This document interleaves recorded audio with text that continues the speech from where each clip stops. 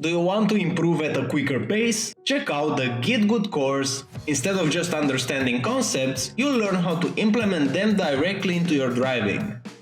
What makes it effective is the approach and practical drills. Together, we're gonna focus on breaking down those complex concepts into small digestible bits that are simple to understand. Everything from the course was tested and refined during the years in coaching sessions, so what I ended up with was the ones that I saw were the most effective.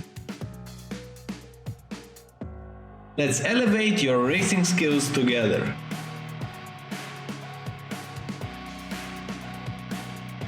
Now let's tackle the track guide. Before starting, if you like this content, if you enjoy it, if you learn something out of it, just give it a like, a subscribe, even type a comment to help with the YouTube algorithm. It doesn't cost you anything, but it's gonna help me a lot. So moving on, now for turn 1, my reference for braking is the 50-meter board.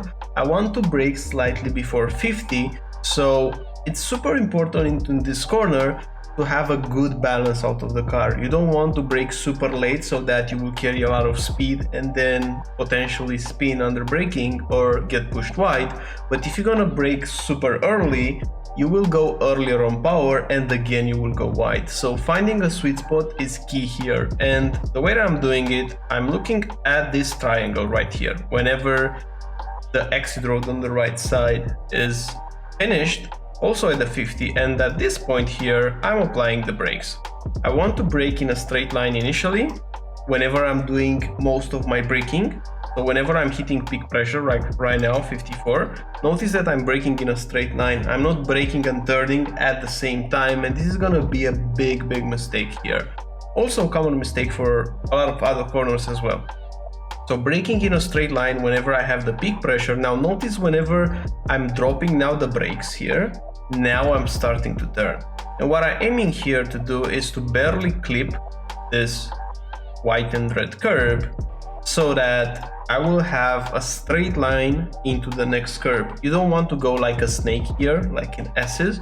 You want to take the straightest path possible, like right now. You're still gonna bring it a bit to the left, but you don't need to exaggerate. And for this curb, you can use it to the green like this. What's important though is on the exit, I want to align myself with this path in between those two curbs. So you want to put your tire here on this channel around here, because if you're gonna hit the one on the left, you will instantly jump with the car. If you're gonna hit the one on the right, it's not gonna be a big deal. But hitting this part right here, the car is sitting in this position, so it's leaning, and because of the elevation change and the bumpiness, then you will just spin here because of the jump. So what I'm aiming here, because I want to go as far as I can to the left. If you will carry more speed, you will find yourself around here. If you find that the position of your car is around the white line, around this part on the first curve, then you're carrying, the speed that you're carrying is not enough. You can push more into this corner. So I'm getting this part right here in the middle, which gives me a good exit.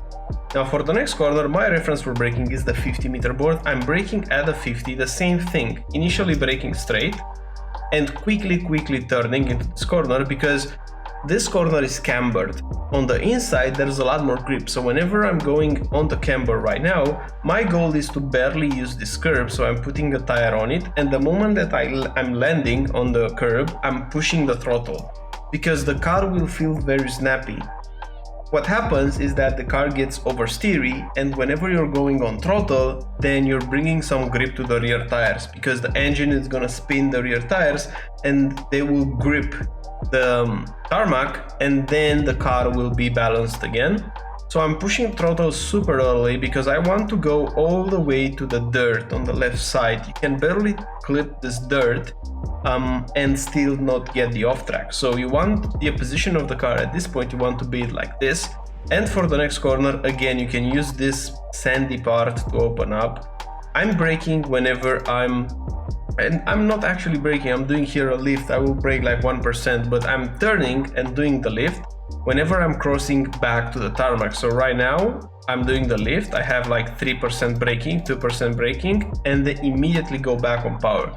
And I want to use this curb rumble strip a lot. So I'm going very close to the grass here, and I think I have a good exit out of this corner. It's probably the best exit possible. In all my attempts, this was my best one, and I've looked into telemetry comparing with other drivers. This exit is very good. And what I did here in this lap, I used a lot this curb, and also I use a lot the steering wheel. So whenever you're on this curb and building up the throttle, you can steer a bit more than you think. So use the steering wheel more in mid corner, but then relax on the exit like this and use all the track. That's gonna be key. So key takeaways: little to no braking, just a lift, then going back on power. A lot of steering angle use near the mid corner part on the curb. And now going into the next corner, what I'm using as a reference for braking is the middle part of this curb right here. Whenever I'm just touching it, so I don't want to touch it in the beginning, I want to touch it more in the middle. Whenever I'm touching it, I'm applying the brakes, and my goal is to brake so that the car won't go here on the grass. So I want to stop it. The moment that I brake, I'm bringing back the throttle to push it more towards the right. Now whenever I see that the car gets too much on the right, I'm dropping the throttle and I'm picking it back again. So it's all a dance of pushing the car all the way to the outside while still getting this exit right here so that I'm going closer to the left curb. This is critical, this is key. And this corner, you want to take it flat out like this and cut it like that. The big mistake that I did here, and I was up to almost 3/10. I'm braking too early. This is way too early.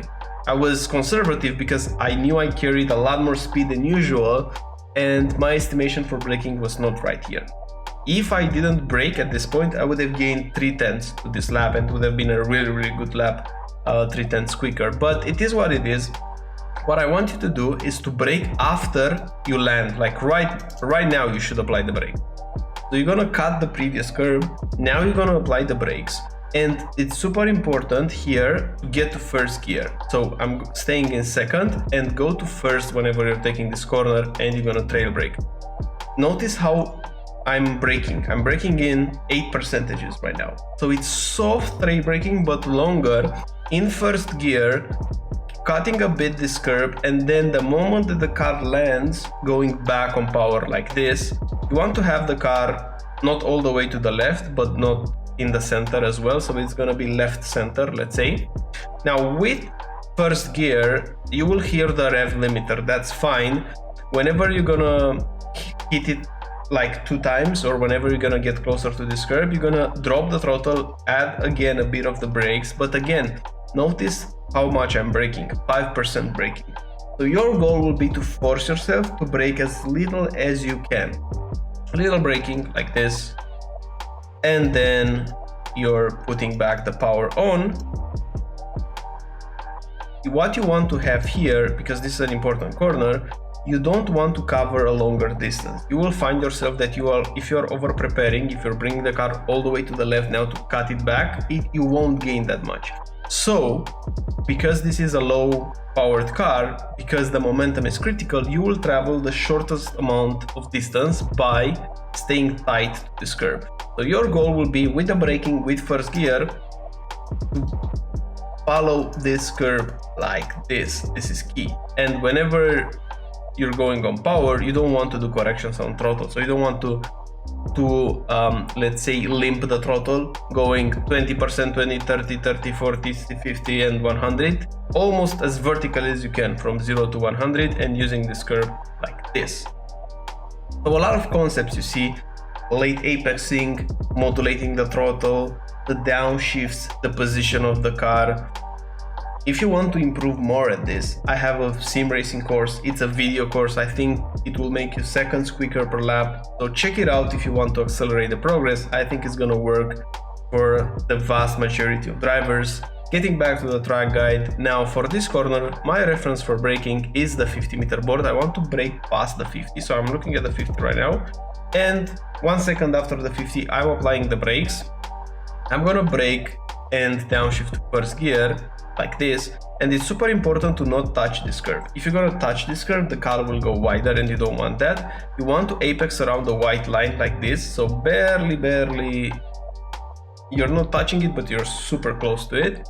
And now whenever you go on power in first gear, make sure you use all the track like this. This is super important. Now going into the last sequence of corners, reference for braking is the 50-meter board again. 1 second after the 50, I'm applying the brakes. And small mistake here, I downshifted too quickly to first gear.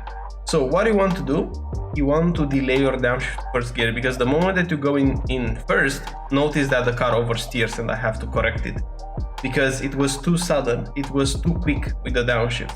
So you either brake a bit later and downshift quicker, or keep more margin of error by braking just a bit earlier, but delay your downshift to first gear a bit. I think I lost here 1/10 because of this. So keep that in mind. You're gonna apex around this curb, you can even touch it a bit. And now building up the throttle to 100%, make sure here you don't go wider than this.